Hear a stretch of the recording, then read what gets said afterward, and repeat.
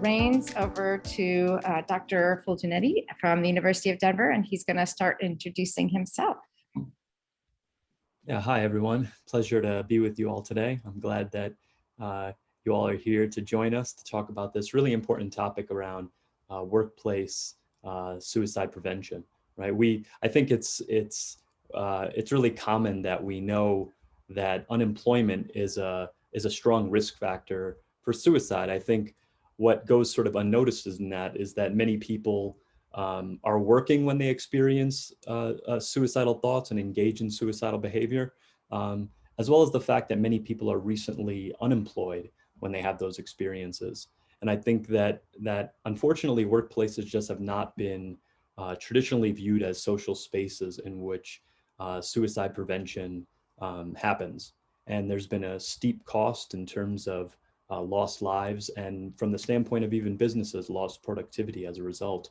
And I think it's just important to keep in mind that we often hear the phrase suicide is everyone's business, but it's also everywhere's business, right? There aren't just certain spaces, isolated spaces in which this kind of work should be happening. It should be happening really everywhere. So I'm gonna start off here by sharing my screen, make sure everyone's able to see this. Seeing that okay, Annette? Sally, you're the only ones. It looks perfect. Yeah, perfect. So I'm going to start out today by doing an overview. That's sort of a preliminary, some preliminary findings from a broader project on workplace mental health and suicide prevention. So I'm specifically going to be talking about exposure to suicide and readiness to intervene in the workplace, looking at a multi-stakeholder survey of people with lived experience and human resource professionals. Before I go on, I want to make a land acknowledgement, right? In the spirit of healing, I acknowledge the honor the Cheyenne, Arapaho, Ute tribes, and all of the original indigenous peoples on the land in which we stand at the University of Denver, which is where I'm an assistant professor in the Graduate School of Social Work. I also want to acknowledge that we really appreciate, right? None of this work could be done without participants, right? Spending their time, efforts, and really sharing really personal experiences with us in order to learn more about this work. So when we think about the challenge that we're talking about here, right? The people, right? The research on I guess broadly speaking, right? People are often understandably concerned about suicide deaths, but the ripple effects in terms of the lives of survivors that are often has gone unnoticed, right? Or at least underappreciated. And we know that this ripple extends much further into social networks than originally noticed, right? So when we think about this, it used to be said, I think many people have heard this, that approximately 6 people were impacted by a suicide, when in fact more recent work really shows that these are serious underestimates, right? When we look at the work of Julie Searle and her colleagues that have conducted some of this work in this really important area, found that in a recent study, 135 people were affected for every suicide. And if you look at a lot of the research, whether it be meta-analytic work to larger work that was done with the 2016 sort of GSS, we see that, you know, as 20% to 50% of people report having been exposed to a suicide at some point in their life, right? So if we think about the number of suicidal deaths last year alone, that would mean that over 6 million people were affected by suicide. Right? So, and when we say affected, what does that mean? Well, exposure to suicide is linked, we know, with heightened risk for depression, anxiety, something that I think is really underappreciated, post-traumatic stress, right? And stress disorder, and suicidal ideation, right? Indeed, in some studies suggest that almost 1 in 10 people exposed to suicide experience suicidal ideation, which is really double the rate of people who haven't been exposed, right? So notably, the closeness of relationships can double the risk of adverse effects. So I think it's really important to keep that in mind. And as the world continues to become more connected, a foreseeable concern, if we're not really aggressively working toward greater suicide prevention is that exposure to suicide will also continue to increase. Now, to date, prior work about suicide exposure, right, in the working population has overwhelmingly focused on protective services occupations, right? So the research on exposure is limited as it is, but the research that's been done really has been focused on protective services occupation. And when I say that, I mean military, first responders, mental health providers, right? There are good reasons for this because the prevalence and impact of that exposure in those occupations, right, that tends to be greater because of the frequency of exposure is greater in them. Yet the results from those studies don't necessarily generalize to the broader workforce, and far more people don't work in those kinds of occupations than do work in them, right? Right, and similarly, right, when we think about workplace related exposure in the general workforce, we also really don't know about the readiness of people in different workforce roles to intervene with a distressed peer, right? So workplaces are structurally well positioned to address the needs of people who experience distress. As most of us know, we spend a lot of our lives in the workplace. But not all people in the workplace settings may perceive themselves as having the same responsibility to support an employee in distress, right? For instance, support functions may be viewed as falling under the purview of human resource professionals, for instance, right? And people in different positions like being in HR or being a fellow employee, those individuals may simply have different levels of training and therefore different levels of readiness to support an employee in distress, right? So really understanding exposure in the workplace is important because we simply do not know how many people are exposed to suicide through the workplace environment, right? And this information can really help us to further inform the needs for suicide prevention and postvention efforts in workplace settings. And really understanding the readiness to support a peer in distress is helpful for planning around the existing assets or strengths and areas for growth with respect to suicide prevention and post-prevention efforts in the workplace. So the particular study aims that I'll be describing in this sort of preliminary work is really we looked to determine how common it was for people to experience a workplace-related suicide exposure, and also to examine the readiness of people with lived experience and human resources professionals to intervene with someone in crisis, right? Someone experiencing distress. So this was a cross-sectional study design, right? It was a purposive sampling strategy. We collected this data via an online survey delivered through Qualtrics in between June of 2019 and January of 2020. The prospective participants were recruited by circulating invitations through organizations or groups that served sort of the focal stakeholder groups in the study. Inclusion criteria were people who had lived experience while they were employed, right? When I say lived experience with any kinds of mental health or suicide related concerns while they were working that impacted their work, right? The sample size was 307. We had 174 people in the lived experience group and another 133 in the human resources group. And again, it was a personal survey. Right, the main variables that we focused on here, probably to no one's surprise given the title, is the exposure variable. So we asked people really simply, right, has your workplace ever been impacted by a suicide death? Right, this is really similar to exposure questions that have been asked in prior survey, although survey to survey you see slight differences in terms of terminology used. But we did a follow-up question just to look at what the relationship was like between the person who died and the workplace.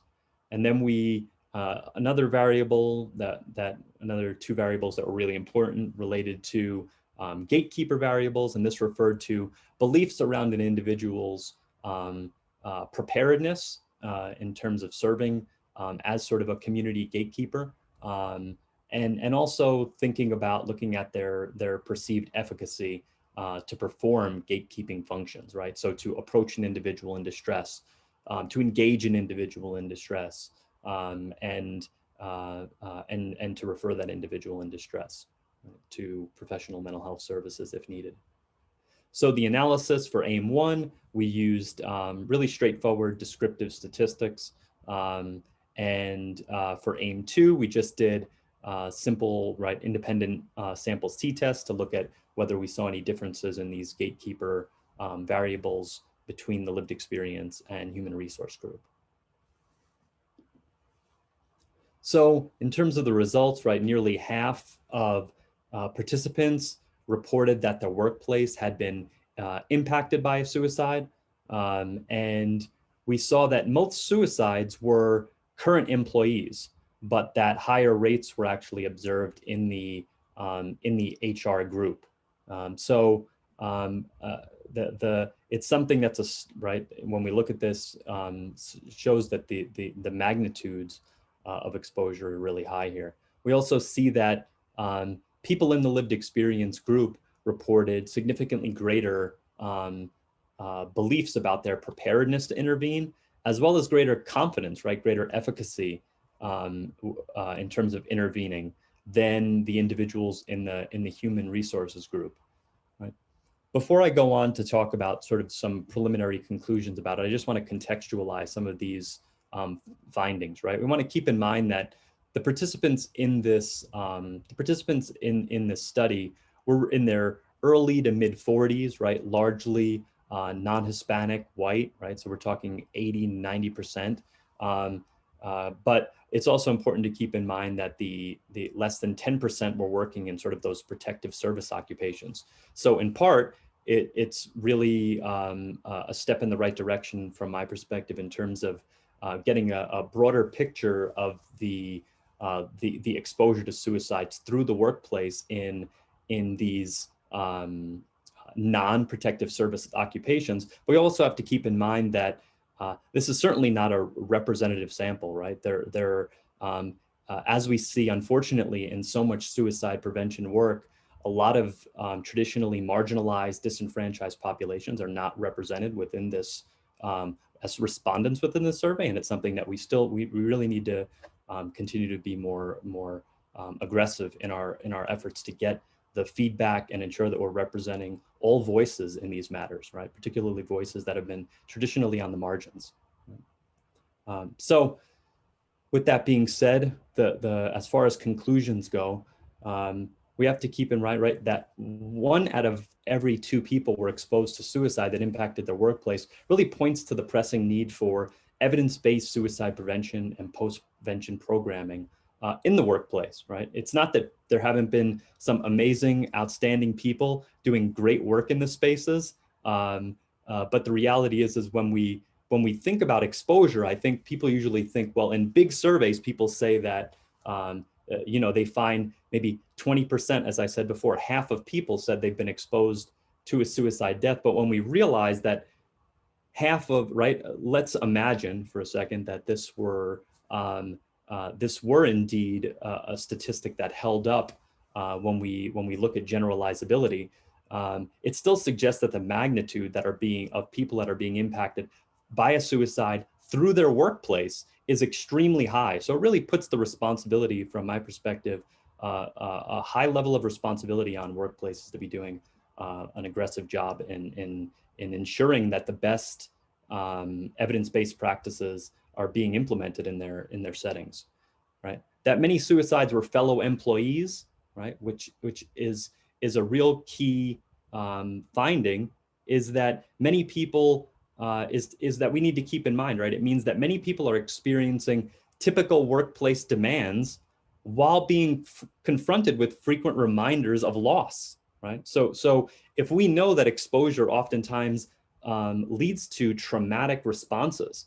And then we're putting people, right? We're thinking of our employees. They've just had a fellow employee die by suicide.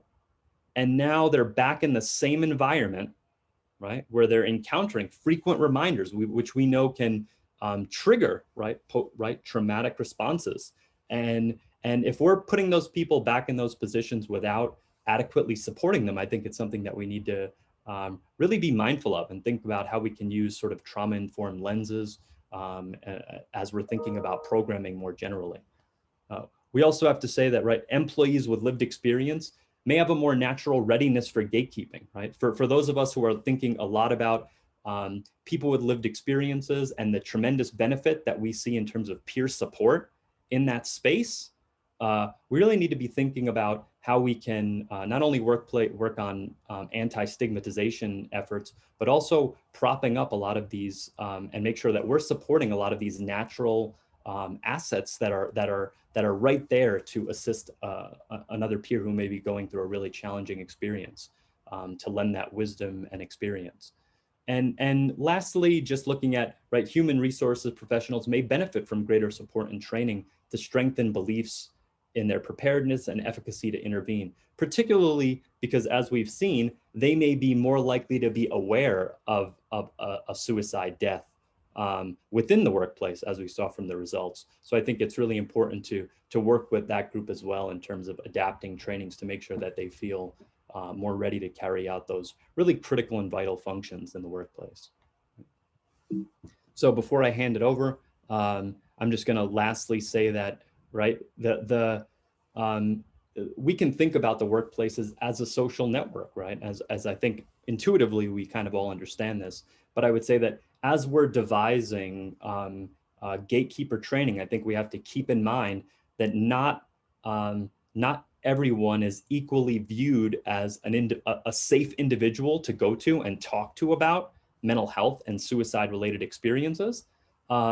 And therefore, we have to think about within these networks, it's fine to train everyone, but I think it's really important that we look at champions in the workplace who are people that individuals naturally are inclined to engage. And that is not always an equal thing when it goes to person. So trying to be more targeted in our gatekeeping training functionings will also lead to ideally more efficient ways of suicide prevention programs, so that we can save resources in certain areas so that we can redistribute them, because ultimately we need more comprehensive suicide prevention programming. Gatekeeping alone isn't going to do it. And I think this is a natural segue as Sally and Annette begin talking about, because they're going to talk about much more broad applied aspects of this kind of work. So I appreciate the time, and thanks for being here. Great. Thank you so much, Anthony, for your work. And I should also mention that that data set is actually really robust, and we're hoping to get a number of papers from it on things like accommodations and so forth. So we've had a little challenge with my computer. Hopefully this will all work out. Good enough. Welcome. I'm Sally Spencer-Thomas. I co-chair the Workplace Prevention, Suicide Prevention, and Postvention Committee of AAS. So if any of you are really interested in this work, it is a marvelous committee. And one of the things that makes it so cool is it is multidisciplinary. So we've got a research team, we've got a number of people with lived experience, we've got public health folks, we've got EAP, peer supporters, et cetera, et cetera. And we are behind the national guidelines for workplace suicide prevention, which I will be talking about today. So these are the three partners that have supported the development of the national guidelines. So in addition to AAS, the American Foundation for Suicide Prevention has offered some funding and some human resources. And then United Suicide Survivors International is the third nonprofit. And we are making sure that the voices of lived experience are at the table in a meaningful way. And so what I'm going to share with you all today is the research and development work that went behind the national guidelines. I want to give a nod to our committee members, and this is about half of them. The list has been doubling lately as people are growing increasingly interested in this conversation. And as you can see, we've got all kinds of different industries there, different types of professional roles, et cetera, as well as a number of people with lived experience. So in my piece, I'm going to talk a little bit about what we did. I think Anthony's done a nice job of giving you the justification, and certainly the research that he just reported, it was a good justification that we now know many people have been exposed to not just suicide death, but also attempts and so forth, and thoughts of themselves, their loved ones, their coworkers, and so forth. So it makes sense that we would need some kind of support for our workplaces that are trying to get in front of this, and also support people that are dealing with the suicide crisis. And I'm going to share with you some results of what we called the exploratory analysis and how that led to the guidelines themselves. This is an oldie but goodie quote. The workplace is the last crucible of sustained human contact for the now upwards of 50,000 people who kill themselves each year in the US. A coworker's suicide has deep, disturbing impact on workmates. For managers, such tragedies pose challenges no one ever covered in management school. So a couple of things I want to pull out there. One is that coworkers are often the forgotten grievers, usually they're expected to go back to business right away. We published a different paper that talked about with Jess Dolman-Rainey a couple of years ago, talking about that the tasks of grief, the work of grief, is often in direct odds with the work-related demands. And so how do people manage both? Well, they don't do it very well. It's very hard to do. And I should also say, I lost my brother to suicide in 2004. And so I speak from that experience as well. And then for managers, such tragedies pose challenges no one ever covered in management school. We also find this to be largely true even today, many years later, in that managers, when asked, 85% of them say, I care about my workers' well-being. I am concerned when they are suffering. I don't know about that other 15%. Maybe they shouldn't be managers, but then they also feel woefully underprepared. So about 15% of them felt like they had gotten any kind of training or preparation to support the workers. And so whenever you have a situation where you have a lot of responsibility, but not feeling very prepared, people often don't react well, a lot of anxiety. So this was a long time coming, the national guidelines. Back in 2010, I was the executive secretary for the National Action Alliance for Suicide Prevention, and we stood up that public-private partnership with a number of task forces. And so the Workplace Task Force was born, and we spent a long time trying to figure out what did we want to be when we grew up. But as we were doing that, we did some research. So we found that Canada had a set of psychological safety standards for the workplace, and we were very interested in that. That was pushed out largely through their government and for their government agencies. And so it had kind of a governmental feel, a lot of policy language. And we thought, we like where you're going, but we don't think that's going to fly with corporate America. And then we looked at Australia's position statement that they published in 2014. And we thought that's also great, but we don't think there's enough meat there for people to actually latch onto for implementation. And then the game changer happened in 2016. This is when the CDC first published their report ranking industry by suicide rates. And for the first time, we had semi-credible data. They ended up redacting it, but then republishing it later. But we had data from the CDC that said this is a workplace issue in a way that we didn't have it before. In 2017, we started this partnership with AFSP and United Survivors, and that's when the research for the guidelines actually began in earnest. We got the second report coming out in 2018, and if you are not familiar with that report, we have a most recent report came out in 2020, January of 2020, so pre-COVID. It is a very helpful tool when you're going to bat to get into workplaces. That is I'll share with you a summary slide of it, but there's a lot of gems in there, a lot of really good data that you can leverage. So we started going through our approach, which is what the data I'm going to present in just a second, with interviews and surveys and focus groups and so forth. We end up then putting those themes together and launching the guidelines on World Mental Health Day in 2019 with a little bit of fanfare from the media, which was always fun. And then today we have upwards of 675 pledge partners. So one of the things that we wanted to have happen was, first of all, we didn't want the guidelines just to be a PDF that got stuck somewhere and became dated really quickly. The guidelines are a set of principles and practices that are going to continue to iterate over time as we get more data, as we get more people engaging with the guidelines, we're going to learn a lot. The way we get people enrolled with the guidelines is we ask them to become pledge partners. And so you can be a single person who becomes a pledge partner. The guidelines are designed for organizations, whether they be workplaces, unions, professional associations, or whatever, but everybody can get in there. You got to register as a pledge partner, and then once you get past the registration, which is everything's free, you get access to all kinds of different tools and so forth. Hi, Colleen. Thanks for stopping by. Our CEO of American Association of Suicidology just walked into the room, and we're glad she's here. So then that was also part of our evaluation strategies, that people would become pledge partners, and then we could kind of see what they were engaging with, how they were learning, and how they were moving through the practices. And then we're happy to announce, I announced it yesterday on Twitter, that Anthem, the Anthem Foundation actually just announced that they are also becoming formal partners with us in this work. And we are going to be working over the next several months in standing up a certification program. So what we have online is self-paced, but we're actually going to be doing a certification program for those of you who are familiar with the Zero Suicide Academy. It's very much developed off that model, where we'll have either regional or industrial based cohorts that are going to go through the 9 practices with some technical assistance and a peer mentor, and it's going to be very rigorous. And we got a lot of work to do. All right, so this is the summary slide from the CDC data that I was mentioning. This is ranking industry by rates of suicide.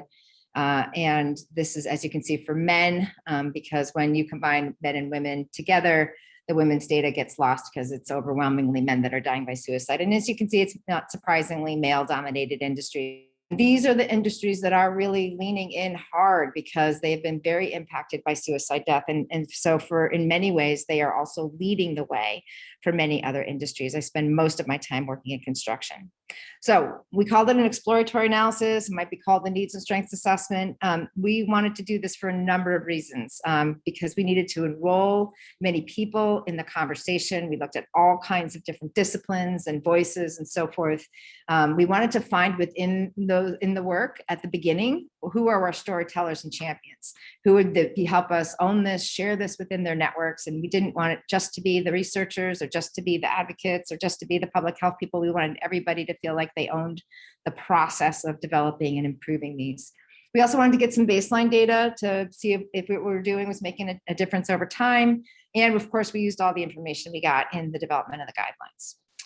So we used these different methods: focus groups, in-depth interviews, and a survey. And so the focus groups really looked at all these different roles. We had many focus groups. And so we actually have a really robust qualitative data set. If I have any inspiring researchers out there who'd like to help, we have lots of really good data out there to look at all these. But you can see many different types of voices and roles showing up.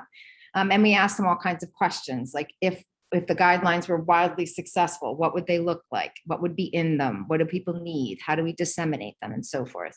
And then similarly, when we did the in-depth interviews, we were looking really for influencers, people who had an opportunity to really make this a very viable tool, but also who would be influencers when it was being disseminated, to help us convince other stakeholders that this is an important tool to use. We also had to, it was tricky. We also had to make sure that it would work in government, corporate, and nonprofit worlds for tiny, tiny mom and pops and huge multinational companies. And that was no easy task. We also had a very small survey, but a place to start, where we asked a number of people about what the guidelines should contain. So briefly, and then I'll turn it over to Annette, who's going to talk about what the pledge partners are now telling us. We asked people, why would you want to do this? If you wanted to engage in implementing recommendations from the national guidelines, why would you want to do it? And so you can see the top responses by a lot are really about, it's the right thing to do. We want to improve health and well-being. But number 3 was surprising, to me anyway, that it was really because they were concerned about homicide, suicide. And if that's the door you walk in to this conversation in, you have to overcome some fears that the workplace has about the suicidal people coming in with the Uzis. So that takes a delicate balance, because that's not a very empathic response for people when they're really struggling, is that people get scared. And then other things around employee safety and productivity, engagement and retention, but of course, it's a huge buzzword right now. And then this idea of presenteeism, where people show up to work, but they can't get anything done because they're overwhelmed or very distracted, is a huge cost center we're learning in many workplaces. When we asked about barriers for implementing guidelines, the number one was leaders. That leaders didn't have time for this. They didn't see it as a workplace issue. We don't have the money, we don't have the human resources, et cetera. Whenever there's the we don't have money, we don't have time thing, you just haven't made the case for why this is a priority yet. And so what I found here, what we found is that it really just takes one. It takes one leader who gets this, who usually has some kind of personal experience to champion it through. And earlier today, we had a panel, and on the panel is the medical director for Union Pacific, the train corporation, 31,000 person employer, national company. And the reason why they're all in and why they're so successfully implementing these guidelines is because their CEO is 100% behind him. And also shout out, the reception that happens at 6 tonight is sponsored by Union Pacific. So well done, Union Pacific.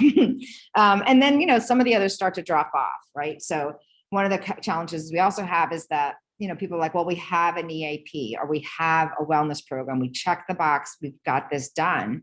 And we said, well, how much suicide prevention is in there? And usually there's none. So that's some educating we have to do as well. Branding concerns, some of them didn't want to be the first kid on the block to have a suicide prevention program, that people might look at them funny for doing that. I think that is starting to shift. They didn't know if there was a need because it's largely invisible, and they didn't view it as a workplace issue, much less. So out of that, and then I'll pass it over to Annette, is this idea of having guiding principles. There are 8 guiding principles. They cut across all the practices, and they're just they're the mindset that guides decision making. So one is that they told us that it really needs to be strategic. It can't just be a one-off thing, a one-off program, a one-off person, a one-off awareness day. It needs to be baked into all the places where health and safety show up. Number 2, it needs to be comprehensive and sustained. So these kinds of efforts need to show up in someone's space over the course of their career, in different places around, and that it needs to be an investment, that leaders need to be able to kick in the money and the human capital that are going to make it successful. We also talked about harm reduction. One of our big messages in workplace suicide prevention is that it's not good enough just to get a whole bunch of quote unquote troubled people into counselors.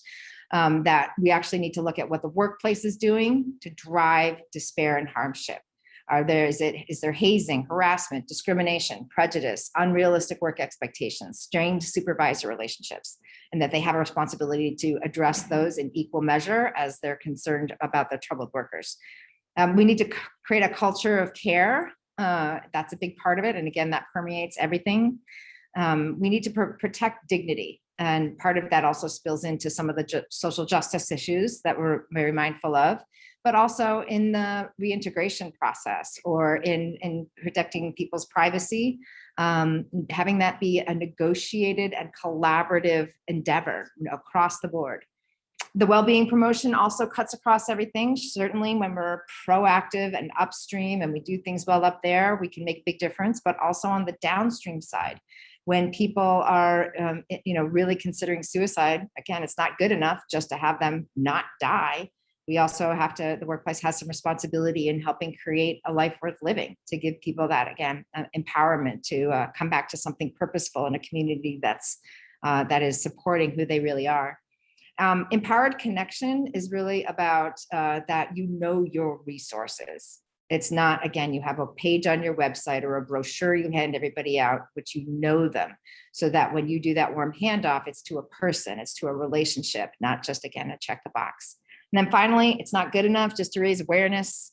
So tired of raising awareness. You have to raise awareness in the beginning. It's a necessary but not sufficient part of change. We also need action. And so in the workplace, that action looks like policies and benefits and trainings and educational sessions.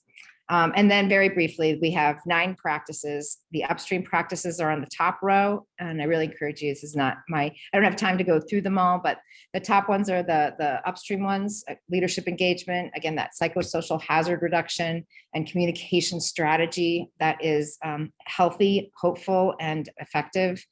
The midstream is about how we catch things early. So that's where part of the gatekeeper training that Anthony was talking about comes into play. But we also think that peer support is the wave of the future. Some of our early adopting, male-dominated industries like construction in particular and first responder communities have realized that we have a lot of understandably reluctant help seekers in those communities. And so peers become the trusted liaisons. And then we really do believe in self-care orientation. The better we can take care of ourselves, the earlier we're going to figure out that there's a problem. And then finally, on the downstream, we have to make sure that the mental health resources are prepared, confident in suicide prevention and recovery work, and enthusiastic.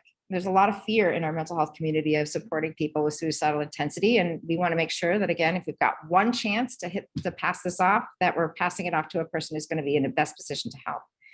When it comes to mitigating risk, part of this is really getting the employment lawyers on board. If anybody has a tip around that, I could use it.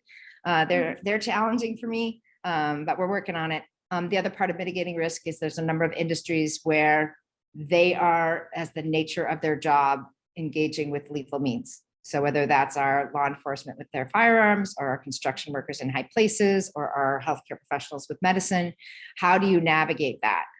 Is tricky. And I don't know that we're completely there yet in figuring that out. And then finally, what's the crisis response? So my call to action, all of you, go take the pledge today, workplacesuicideprevention.com. That's a little hard to read. And join us on the committee, earn some badges. We have a little badge system where you can earn badges by taking steps. And that is my part. So now we're going to hear from Annette about what our pledge partners are telling us. And can you just grab it from me? Sorry, it's not a day in Zoom world if you don't have a technology challenge. And so we were having a little challenge in the rehearsal, but she's got it. Yay. All right, go Annette. All right, well, thank you so much. I'm excited to be here and speak with all of you. A little bit about myself. I'm Dr. Annette Stivelband. I am serving as the lead evaluator looking at the workplace suicide prevention guidelines. So I'm excited to share some initial findings with you. I've also done some work in occupational health psychology, so the health and well-being of people in the work environment, as well as how to sustain the impact of suicide prevention training. So these are some initial exploratory findings that we have from our pledge partners. And so a little bit of background, we had a number of organizations and individuals sign up to take the pledge. And so this data represents two cohorts. It's all descriptive statistics. In the first wave, we had a number of questions, and then the second Annette, wave, for whatever reason, your slides are not showing. Well, no worries either way. So Sally, you just tell me what slide you're on the participant slide and I'll just forward it. They so can the all slide see. that says information about participants. There were two cohorts. Let's go to the next slide that talks about the participants themselves. And so the second wave of data had more questions. So when I'm presenting these descriptive statistics, the sample size will fluctuate between the group where we had more responses versus the one where we had fewer responses. So that's why the N, or the total number of participants, will change. So we had 229 participants complete the pledge form. And of those 221, about 96% specified their workplace size. So most often, folks came from mid-sized organizations, followed by small or large workplaces. A total of 79 participants specified their workplace role, but again, that's a function of when they provided their data. And of those, about 48% held leadership positions, or health and safety was about 14%. So let's go on to the next slide. What we also saw from our pledge partners is about 97% of them provided their industry classification. And so healthcare and social assistance represented about 36%. Educational services were about 13%, and then about 8% came from professional and scientific and technical services. And so we asked a question about whether or not they had experienced workplace suicide in the last year. So then let's make sure we're on the next slide there. And so from that smaller sample, about 35% answered that question. And of those, about 38% said that someone in their workplace had experienced a suicide death in the last 12 months. When we asked about who that person was, the majority were family members of employees, or 11 were workplace employees, and some were actually workplace vendors or contractors. Next slide. And we also asked about whether or not they had experienced suicide in the workplace in the last 10 years. And so as you can see here, a larger percentage of our participants had that experience, almost 61%. Said that someone in their workplace had experienced a suicide death in the last 10 years. And again, when we looked at who those individuals were that had been lost, 30 were family members of employees, others were workplace employees, and then a smaller group were workplace vendors or contractors. And so moving on to the next slide, we asked about knowledge about suicide prevention resources. So again, we're trying to learn more from our pledge partners. And what we found out is that about 35% knew about how to access the Lifeline and text line. So there's definitely opportunity for growth there. Of those, sorry about that, about 92% knew how to access the National Suicide Prevention Lifeline, and about 82% knew how to access the crisis text line. So that might be an opportunity to educate there. Next slide. We also asked about promotion of crisis resources. And so again, we had that smaller cohort. And of those, about 89% said they were actively promoting crisis resources. So this is a group of participants who are very committed. Next slide. All right, so we also wanted to understand their perceptions of the culture where they worked, especially if we're thinking about implementing the guidelines. It's good to know whether or not there will be a receptivity there. Okay. So views of the current culture. We had 4 different statements, and participants could rate those statements on a scale from not at all true to completely true. Again, this is the smaller group. And so what you can see here from this visual is that the statement that seems to have the most support from current culture is that leadership reassures those who are experiencing mental health challenges that they have their back. That was completely true for 71% of this sample. Whereas a statement like our wellness and safety programs include mental health literacy and emotional resilience training, that was only completely true for 58% of the sample. And so this helps us identify where there are strengths in workplace culture to implement the guidelines, but where there might be opportunities for growth as well. As you can see, for instance, the second statement about leadership and management understand the link between physical and mental health. It's pretty similar to the first statement. We have 70% saying that that was completely true. So at least there's that connection. Whereas leadership being aware of the psychosocial hazards at work and seeking to reduce job strain and toxicity, it's still completely true for 65%, but there's also room for improvement.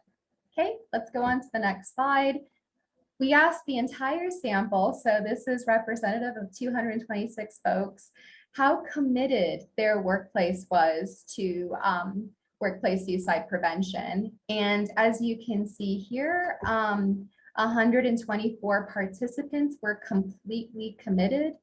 81 were somewhat committed, and then there is a small group that is not at all committed. And so it would be wonderful to see this skew all the way to completely committed. And this is representative of all of our pledge partners as well. Okay, next slide.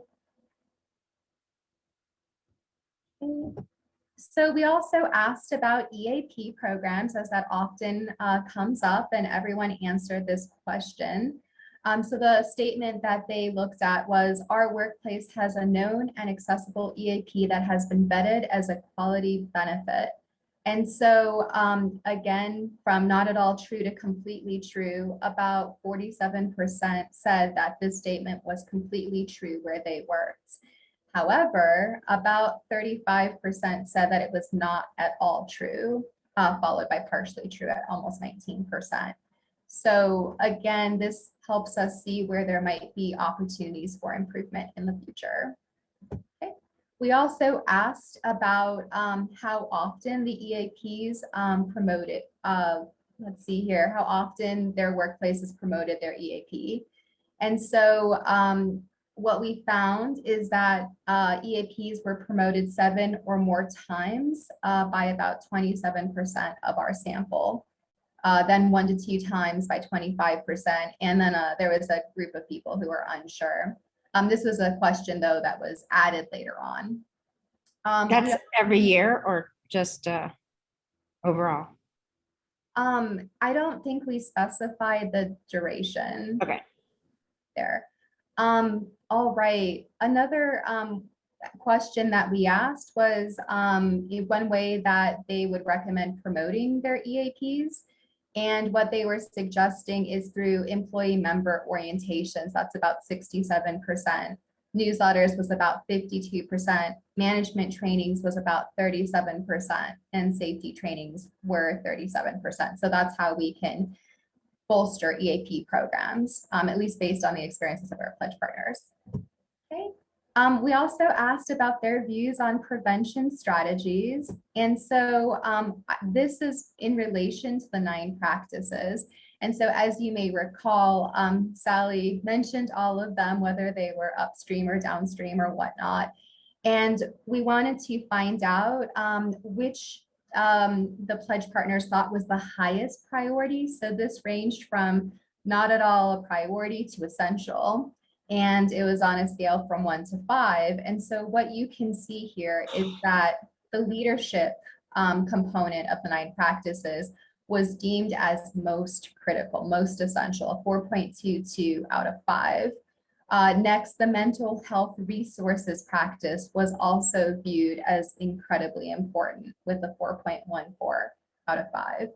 Communication and risk mitigation were both around 4. So pretty similar in their rating.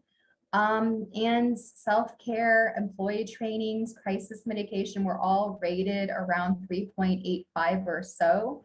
But I think something I'd really want to emphasize here is that if you think about it, there isn't a large range between the peer support rating and the bold leadership rating. They're all deemed important, definitely a priority, but perhaps if we need an entry point, perhaps leadership and mental health resources might be the way to go based on what our pledge partners communicated.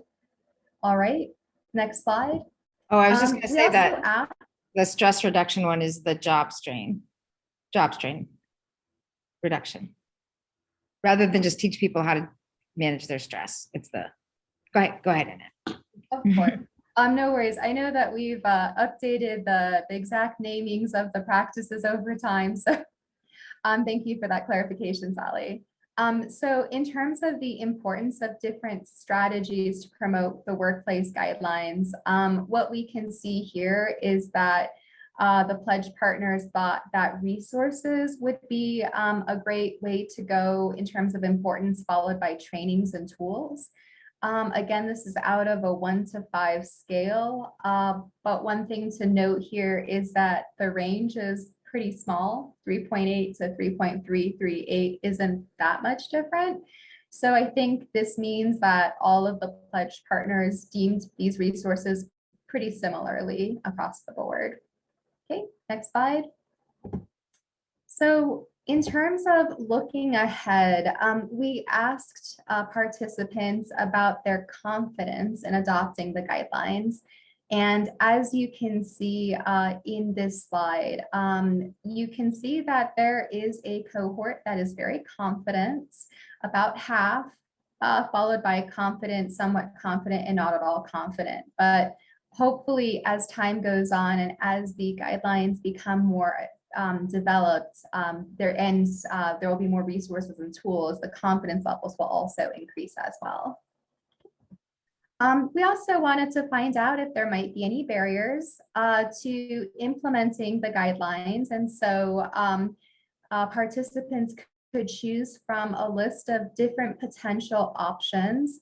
And what we learned was that time, competing priorities, and some folks thought there was no barriers, were the top responses from our pool.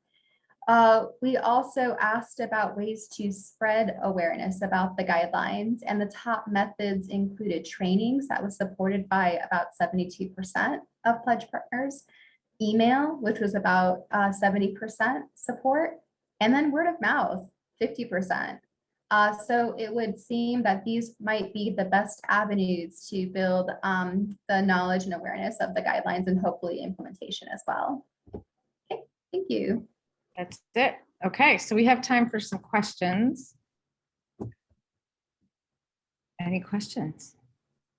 I'll contextualize that also by saying that these, of course, are our early adopters for the pledge partners. So it's not surprising that they're so enthusiastic and have high confidence, and their leaders are awesome because that's who leaned in first. And so it might look different as we continue to grow. And as I mentioned in my comments, we have 670 pledge partners now. And so that was quite a jump in a year. And we'll have to go back and look at the data again at some point. Any questions, comments for anyone? Anybody doing anything like this in their workplace or in their professional association? I'm Kay with the Council on Alcohol and Drugs from Georgia. And so we have a Drugs Don't Work program, which is substance abuse prevention. But in the last couple of years, we've incorporated suicide prevention at the request of EBHD, one of our funders. And so we go into workplaces in a lot of construction, so I was glad to see we're working in the right direction. But we offer QPR training as a part of their package for Drugs Don't Work and a drug-free workplace.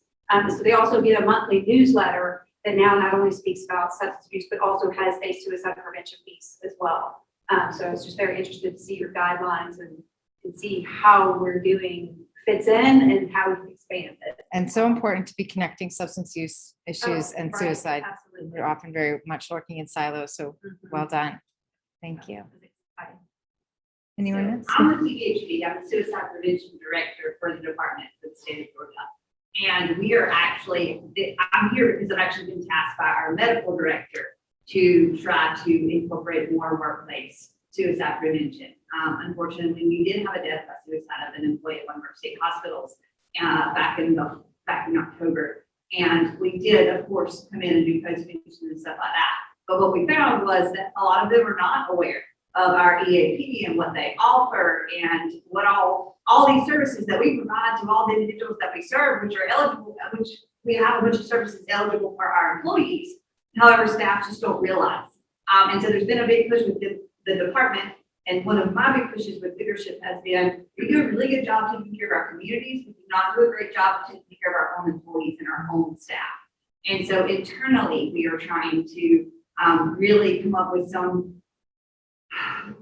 just really amp up our workplace suicide prevention efforts. And so it's in process. It's not done by any shape, but it's definitely something that we're working hard with leadership with. And when you take it on as a state agency, that's a very daunting task. There's a lot of governmental red tape and stuff like that as we move forward. But I'm not comfortable with just saying, here's the AAP, EAP, feel free to use it. So, Right.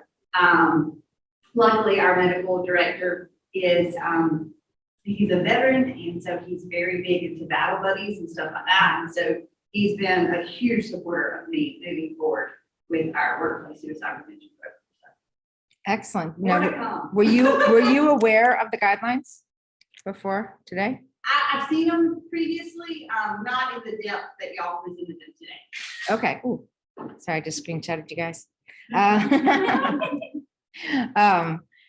Any other? Yeah, in the back. Can you hear these questions and comments, you guys? Yeah, okay, so speak up nice and loud. So Mhm. I just got permission to take the pledge. Just a little while, our chief human resources officer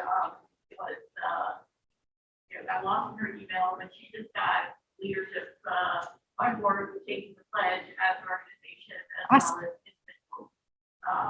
So all review a lot of the website. We are very big in referring people to EAP. Thank you again on behalf of the Workplace Suicide Prevention and Postvention Committee for engaging with us today on the national guidelines for workplace suicide prevention.